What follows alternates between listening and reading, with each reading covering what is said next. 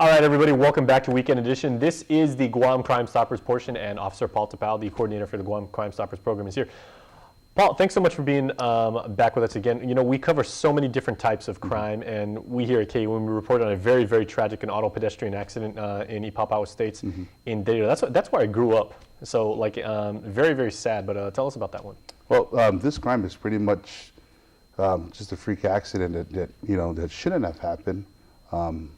One thing to look at too was that the operator of the vehicle, the subject vehicle in question, had fled the scene.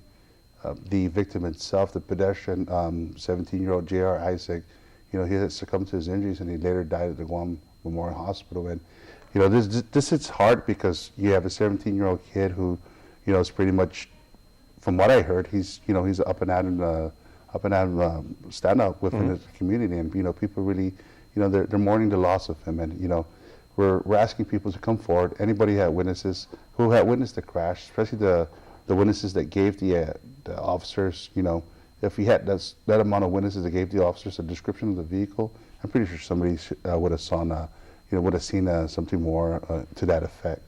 So it's really unique that we reach out to the community, and we really, the family, we want to bring closure to the family. That's pretty much it and everything. So okay, well, let's go find out some more about this week's Crime of the Week, and stay tuned because when we come back, we're going to talk to Paul some more about how you can get involved in auto pedestrian accidents. Stay tuned.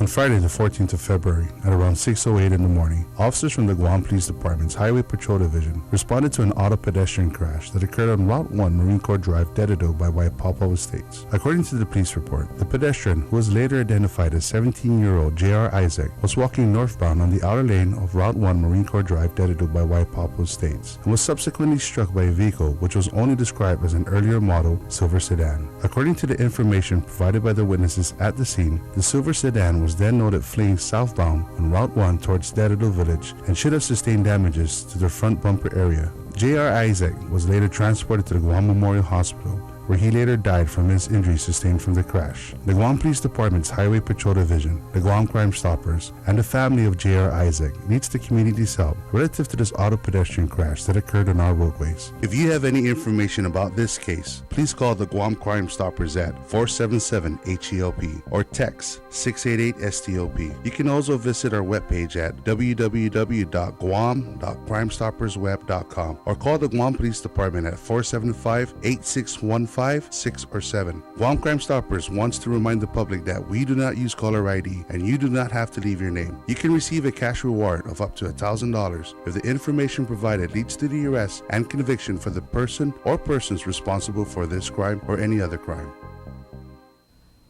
All right, thanks so much, Paul, again. But, it seems here like we have a certain volume every single year of auto pedestrian accidents. Now, why is there is it a significant concentration as far as, like when Highway Patrol is involved? Like, are the number of auto pedestrian accidents that we have here on the island alarming? It is, we can blame the roadways, we can blame the structure of the roadways, but, usually it involves the pedestrian himself and, of course, the operators of the vehicle. There's two factors that we have to take into place. One, the other factor that we try to look at, too, is also the road conditions. Some of the pedestrians, they don't have the accessibility of a safe sidewalk, of a raised sidewalk within the shoulder portion and everything. Some pedestrians actually have to encroach onto the roadway where cars are commuting to and from. So it really does play a factor when you take into consideration the operators of the vehicle and the pedestrian themselves. So we are seeing an alarming rise with auto pedestrian crashes occurring, and we're also seeing a quite significant amount of vehicles operators that flee the scene, not wanting to stay and not wanting to help. So that's alarming to us because I think we had 2 in the last year. Yep. So it's been it's something we really need to take a look at. Now, I don't want to wax political here because neither you nor I are policy makers. You enforce the law and we just report on it respectively. But as you said, if we had Guam has never really had dedicated biking paths or, like you said, raised sidewalks and everything like that. In your own experience, do those things make a significant contribution to cutting down the amounts of crime like that in the States or Hawaii? Yeah, absolutely. Pedestrians stay on one side, and with the raised sidewalk, you actually have that barrier. You actually allow the pedestrian time to react.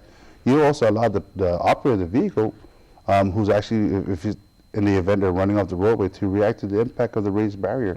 So that's significant enough to help with the pedestrian, to eliminate the pedestrian crashes or the bike crashes that occur.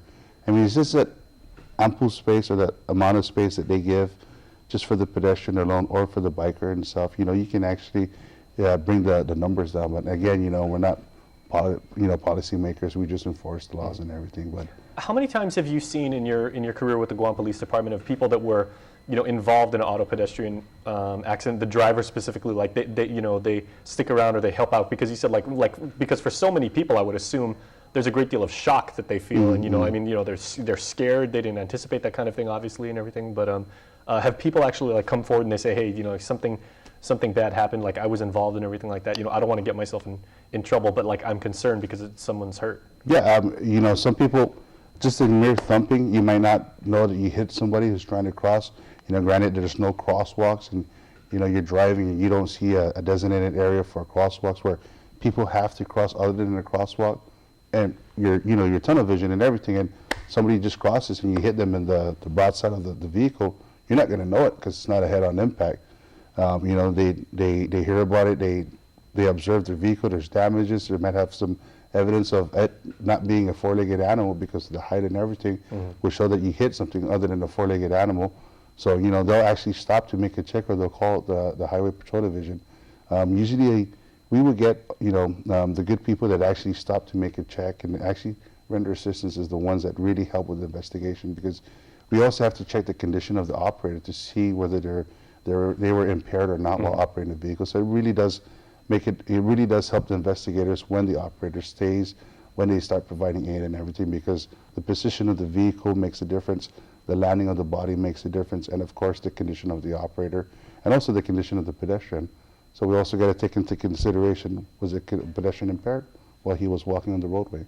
All right. Well, Paul, thank you so much as always. Thank you. All right, we'll see you next week. Thank you so much. All right, everybody, that is Officer Paul Tapao, the coordinator of the Guam Crimestoppers. His life's mission is to keep his fellow Guamanians safe, so do your part and help him out, as well as the other fine folks at GPD, as best you can. Stay tuned, because Weekend Edition continues right after this.